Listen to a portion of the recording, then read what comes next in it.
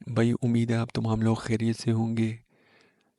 Manchester United बामुकाबला Arsenal और El Clasico के review करेंगे। सबसे पहले बात करते हैं यूनाइटेड वर्सेस आर्सेनल की। मैंने आप तमाम लोगों को ये चीज़ प्रीव्यू में बताई थी कि मैनचेस्टर यूनाइटेड आर्सेनल को हराएगी। मैं आर्सेनल की टीम्स को रेट नहीं करता with Bukayo Saka, without Bukayo Saka, with Martin Odegaard, without Martin Odegaard. मैं इन लोगों को, आर्सेनल की टीम्स को रेट नहीं करता। मुझे इनमें मेंटालिटी का इशू लगता है, इनके मैनेजर में भी ऐसा ही लगता है। तो मैंने ये प्रिडिक्शन दी थी, सीना तान के ये प्रिडिक्शन दी थी कि मैनचेस्टर यूनाइटेड आर्सेनल को हराएगी।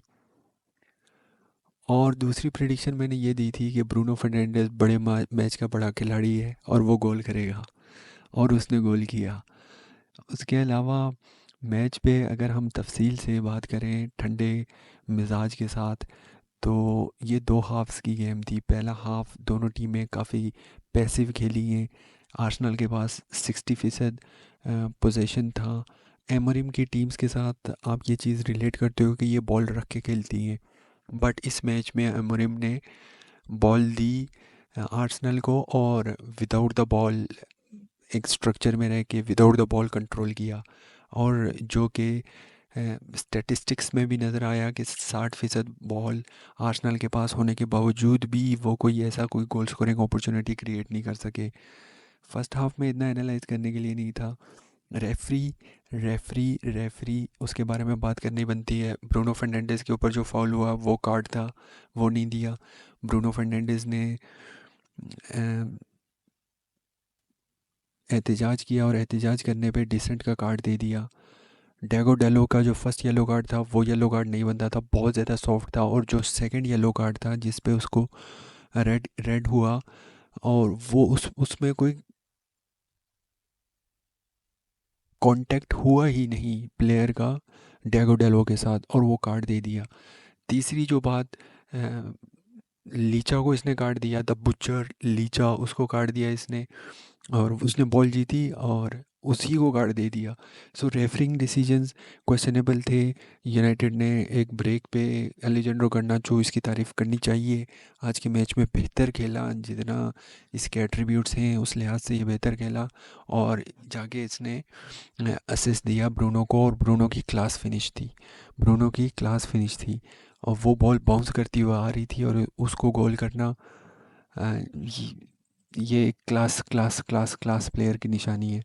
तो वहाँ से 1-0 हुआ, फिर ये रेड कार्ड हो गया, और उसके बाद जो है मैन यूनाइटेड 10 बंदों के साथ चली गई। मैन यूनाइटेड ने डिफेंड किया, अम, बिल्कुल जी जान, हर चीज़ लगा के डिफेंड किया, लड़ाई की। ऐसा लगता था कि ये लोग एक दूसरे के लिए लड़ रहे हैं, ऐसा लगता था कि ये अपनी जो एबिलिटीज़ हैं उससे बढ़ के परफॉर्म कर रहे हैं। और अ, फिर आलते बेंदर की परफॉर्मेंस, आलते बेंदर की क्लासी परफॉर्मेंस थी। मैं कॉन्फिडेंट नहीं था इसके ऊपर कि ये गेम में जाके अच्छा करेगा, बट इसने अच्छा किया, पेनल्टी सेव की। वहाँ से यूनाइटेड को होप मिली कि 1-1 है, जान मारेंगे। इन्होंने जान मारी, और फिर जाके 60-70 मिनट 1-1 पे रखा। 10 बंदों के साथ डिफेंड करते रहे। ट्रांजिशन पे एक दो चांसेस भी मिले, अमाड डियालो के पास चांस थे, एक में इसने रन ऑफ साइड कर दिया।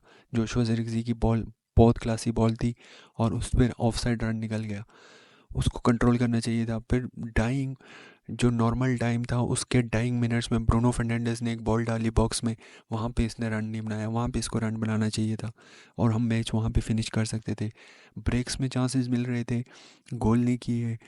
और उसके अलावा जो एक्स्ट्रा टाइम में भी चांस मिले, इन्होंने गोल नहीं किए। उधर से आर्सेनल की तरफ से मिसेस होती रही। काय Havertz 60 million down in the drain. काय हैवर्ट्स, उसके पास दो से तीन ऐसे चांस आए जो बायंदर के साथ 1-on-1 चला गया था, लेकिन वो नहीं फिनिश कर पाया। आलते बेंदर ने भी बहुत क्लासी सेव्स की, यूनाइटेड गई पेनल्टीज़ पे, और फिर बायंदर ने पेनल्टी मिस कर दी। महेंद्र ने पेनल्टी सेव कर दी, हैवर्ट्स ने मिस की, और जब ये पेनल्टी लेने आ रहा था मैं लाइव बैठा हुआ था, और मैंने ये कहा था कि मुझे लग रहा है ये मिस कर देगा, और वो सारा मैंने मिस कर दी। सो यूनाइटेड ये मैच जीती। अ, अच्छी परफॉर्मेंस 10 बंदों के साथ जब आप खेलो तो आप इतनी परफॉर्मेंस जज नहीं कर सकते, ना मैं जज करूँगा। ये जो है ना, जितनी इनकी एबिलिटीज़ थी उससे बढ़ के खेले, और मैं ये चाहता हूँ कि यही जो पैशन है, यही चीज़ें हैं, ये जाके लीग में लेके आए। आगे लीग में थोड़े इजी फिक्सचर आ जाएं, रिजल्ट्स लो, और आप एक दफ़ा और जंप कर सकते हो। तो आगे साउथहैम्पटन के साथ मैच है, तो होपफुल है। जनवरी में साइनिंग्स करनी पड़ेंगी, ये चीज़ नहीं भूलनी कि जनवरी में साइनिंग्स नहीं करेंगे। ये स्क्वाड बहुत ज़्यादा वीक है, बहुत ज़्यादा वीक है। अब बात करते हैं बार्सिलोना वर्सेस रियल मैड्रिड की। मैंने प्रेडिक्शन दी थी कि बार्सिलोना हार जाएगी रियल मैड्रिड से, बट रियल मैड्रिड बिल्कुल भी एक टीम की तरह नहीं खेल रही। इंडिविजुअल पर्सनालिटीज़ हैं, किलियन एम्बापे है, विनीसियस है, जूड बेलिंगम है, रोड्रिगो है, लेकिन ये इनके पास एक स्ट्रक्चर नहीं है कि भाई जब चिप्स आपके डाउन हो तो आपने नेक्स्ट पास कहाँ करना है। ये बिल्कुल भी इनमें नहीं है। ये रियल मैड्रिड की टीम्स का हंसा रहा है। ये जब क्रिस्टियानो रोनाल्डो भी उधर खेलता था तब भी ये ऐसे ही होते थे, और अब भी ऐसे ही हैं, और इनको ये चेंज करना पड़ेगा। मिडफील्ड में बैलेंस लाना पड़ेगा। पहला गोल एम्बापे ने क्लासी फिनिश किया, क्लासी पीक एम्बापे गोल था, और मुझे लगता है एम्बापे ने ये पूरे गेम में अच्छा खेला है, पूरी गेम में अच्छा खेली है। बट उसके अलावा जो बाकी बड़े नाम थे उसमें कोई साथ नहीं दे सका। एम्बापे का क्लासी गोल था। फिर जाके जो इक्वलाइज़र आया, अब रुडिगर, मुझे नहीं समझ आ रही क्या सोच रहा था रुडिगर। रुडिगर क्या सोच रहा था।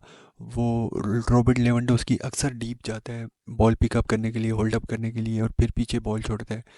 अब वो ना, उसने उसको फॉलो किया, अपनी पोजीशन छोड़ के, अपनी लाइन छोड़ के बाहर आया, और जो लेवेंडोस्की है वो और थोड़ा डीप चला गया। उस वो कंफ्यूज हो गया कि मैं जाऊं ना जाऊं, जाऊं ना जाऊं। अब ना उसके ऊपर क्लोज प्रेशर में डाल सका कि इसको जब बॉल मिले मैं इससे बॉल जीत लूं, और ना ये अपनी लाइन में रहा कि जब किसी को पीछे रिलीज़ करेगा तो मैं पकड़ लूंगा जाके।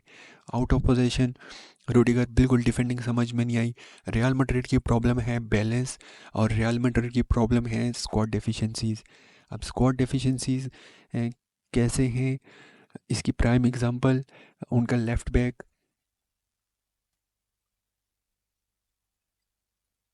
मेंडी है। अब मेंडी देखो, मेंडी जब रियल मैड्रिड ने पेनल्टी कंसीड की 2-1 से ऊपर चली गई, तो ये हाईलाइन खेलने आ गए, हाईलाइन खेलने आ गए। पहले जैसे ये हाईलाइन खेलने आ गया है, पहली बॉल इन बिहाइंड रफीनिया निकला, गोल करके आ गया। सो आपको इंटेलिजेंट प्लेयर्स चाहिए, और इंटेलिजेंट प्लेयर चाहिए, बैलेंस्ड प्लेयर चाहिए। Full back, left back, right back unbalance है ही नहीं इनके पास। इनको साइनिंग्स चाहिए, जनवरी में साइनिंग्स चाहिए। उसके अलावा मिडफील्ड में ओवरहॉल करना पड़ेगा, कोई बिग कॉल्स लेनी पड़ेंगी। मेरे नज़दीक जूड बेलिंगम जब ये गोल नहीं करेगा तो ये क्या करेगा। ये मैड्रिड के फैंस जो हैं इसको हाइप करते हैं, क्यों हाइप करते हैं मुझे समझ नहीं आती। जब ये नहीं करेगा तो क्या करेगा। कल के मैच में एब्सोल्युटली ही डिड नथिंग, और बिल्कुल मैच में नज़र नहीं आया। अब मुझे लगता है लोग चौमिनी को गालियाँ देते हैं, मुझे लगता है चौमिनी इस लाइनअप का हिस्सा बन सकता है, और चौमिनी के बगैर रियल मैड्रिड की टीम नहीं बनती। या तो चौमिनी को 6 खेलना पड़ेगा, या फिर सेबालोस को 6 खेलना पड़ेगा। इसको 6 खिलाओ, 2-8। कामाविंगा, जो मुझे पता है इसकी ऑफ गेम थी, लेकिन कामाविंगा को 8 खेलना पड़ेगा। और दूसरा फेडे Valverde with the ball is terrible, he is terrible. लेकिन अगर आपके पास चौमिनी होगा या सेबलोस होंगे, और यहाँ पे कामाविंगा होगा, तो कामाविंगा क्रिएटिव प्लेयर है, टेक्निकल प्रोफायर है, क्रिएटिव प्लेयर है। और फेडे वेलवर्डे को आप देख सकते हो कभी कभी गोल कर लेगा, और ये ट्रांजिशन कंट्रोल करने में आपको हेल्पफुल होगा। फिर जूड बेलिंगम का फैसला आपने करना है, जूड बेलिंगम को आपने कहाँ खिलाना है। जूड बेलिंगम मेरे लिए 10 नहीं है, और मेरे लिए डीप भी नहीं खेल सकता। तो आप इसको क्या खिलाओगे। मेरे ख्याल में जूट को या तो बेंच करो, पहली बात है बेंच करो, और 4-3-3 खेलो। ये जो तीन मिडफील्डर मैंने बताए इनको खिलाओ, और रोड्रिगो, एम्बापे और विनीशियस ये खेलो, ये बैलेंस होगी। या फिर आप डायमंड खेलो, बेलिंगम को टिप पे, डायमंड के टिप पे खिलाओ, और इसको फॉल्स नाइन के तौर पे खिलाओ। फिर आपको रोड्रिगो को बेंच करना पड़ेगा। ये इन दोनों में से एक बिग कॉल लेनी पड़ेगी। बार्सिलोना को बिल्कुल डिज़र्व करते थे, मुझे उम्मीद नहीं थी क्योंकि मैंने पिछले चंद गेम्स बार्सिलोना की नहीं देखी, बट दे डिज़र्वड इट।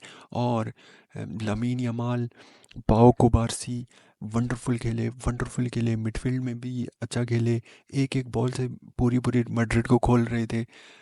और लेवेंडोस्की का hold up play, Raphinha wonderful fantastic, Lamine Yamal की तो क्या ही बात करनी, लमीन यमाल का जो फर्स्ट गोल था वो वर्ल्ड ही था। आप अपनी अपनी राय का इजहार ज़रूर कीजिएगा। मिलेंगे फिर दोबारा कभी कहीं। तो चैनल को सब्सक्राइब कीजिएगा अभी तक अगर आप वीडियो को देख रहे हैं, और वीडियो को लाइक भी कर दीजिएगा। Thank you and have a nice day.